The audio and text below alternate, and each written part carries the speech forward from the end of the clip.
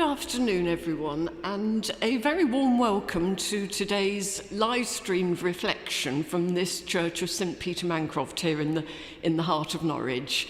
Now, there's lots of people in the church at the moment. There's science activities going on for children. Please do carry on with whatever you're doing. I'm quite happy to talk while you're involved and looking around. And my name's Gill Persicke. I'm one of the lay ministers in this church. And I've called today's reflection somewhat mysteriously, "Children Say Kindness is Slay." So you really will have to listen to find out what I'm talking about. Every year for the last decade or so, the people at the Oxford English Dictionary have done something which I find quite fascinating. They do a considerable amount of research with children and their teachers to identify a children's word of the year. First things first, how exactly do they do this? Well, first, they invite teachers of children between the ages of 6 and 14, and from all over the country, it's not just the south of England. They invite these teachers to involve their pupils in a class discussion of what words are important to them.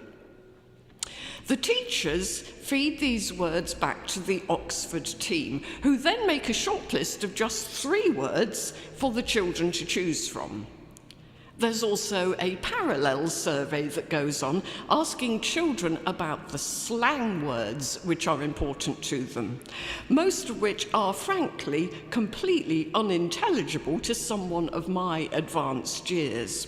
And there's a winning word in this slang category too. And if you look back at the words which have won the competition over the last decade, you get a strikingly concise picture of what's been on the minds of both children and adults during that time. So, in 2015, 10 years ago, the winner was hashtag, something very important to kids getting involved in social media, of course. 2016, refugee, which makes my heart ache a bit. 2017, wait for it, Trump. More of a name than a word, but that name, Trump, encapsulates so much meaning. In 2018, we had plastic, environmental awareness coming in here. 2019, it was Brexit. Children definitely listening to what their parents were getting really upset about. Now, you can probably guess, before I actually say it, what the 2020 word was: COVID. Followed, not surprisingly, but terribly sadly, the following year by anxiety. How much our children and young people suffered during the pandemic. In 2022, for obvious reasons, the word chosen was Queen. And in 2023, the Oxford people decided to allow a 2-word phrase as the winner, and that was climate change.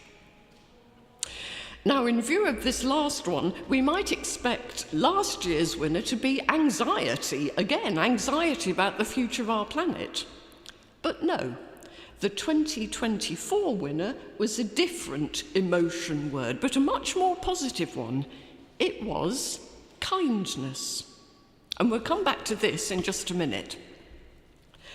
But let's slip aside for a moment of fun. Let's hear about the slang words on the 2024 shortlist. And I know I'm going to have to provide translations here for the adults amongst us who don't have children to keep them informed. One of the runners-up in the slang category was the word skibbity, which comes just wonderfully from the human-headed animated toilets in some YouTube videos which went viral, the skibbity toilets.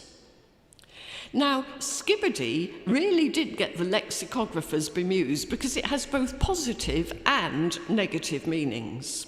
Here's what a couple of the children said about the word. I quote, "We just say it randomly to each other in the playground because it's funny." In contrast to, when something goes wrong, I say, "What the skibbity?" I love that. And the winner in the slang category? Slay. This one is, I think, now used by adults as well as children. I've heard people saying, "He slayed it," when they mean that someone's done something really successfully or well. But children nowadays turn it into an adjective of admiration as well. They might say something like, "Your jeans are really slay." It's funny, I think, how words which originally had a very negative meaning, wicked, sick, slay, are nowadays used as words of approval. But let's get back to the main winner of the 2024 Children's Word of the Year, which was, as I told you earlier, kindness. It knocked AI into second place and conflict into third. Kindness is probably the loveliest of all the words which have won the competition over the years. And the things the children said about it were equally lovely and very thoughtful. Here's a few. I quote again. "It's always important to be kind because a lot of people struggle with their mental health." Now, I think you sense that this child has been the recipient of some very good teaching and good guidance about the importance of good mental health and about how we can all help each other with this. And that's a great thing to see happening. Another comment. "I think people should try to be kind every day, to focus on kindness rather than being rude, posting nasty comments online." Now that sounds to me very heartfelt, perhaps from a child who had herself been hurt by online nastiness. And another really important insight here. And finally this, from perhaps a younger child. Kindness, because the world is miserable at the moment and I want people to be happy. Hear, hear to that very kind child. So, a great choice from our children, a choice which shows them to be both well-informed and empathetic, qualities we really want to cultivate in our future citizens. And this whole project emphasises for us all just how much the language we choose to use really matters. So it makes my heart sing in this church that children nowadays are so readily using the word kindness. Or, as a child of the 2020s might more pithily put it, I think kindness is slay. Thank you for joining me for this reflection, and I wish you every blessing for the rest of today.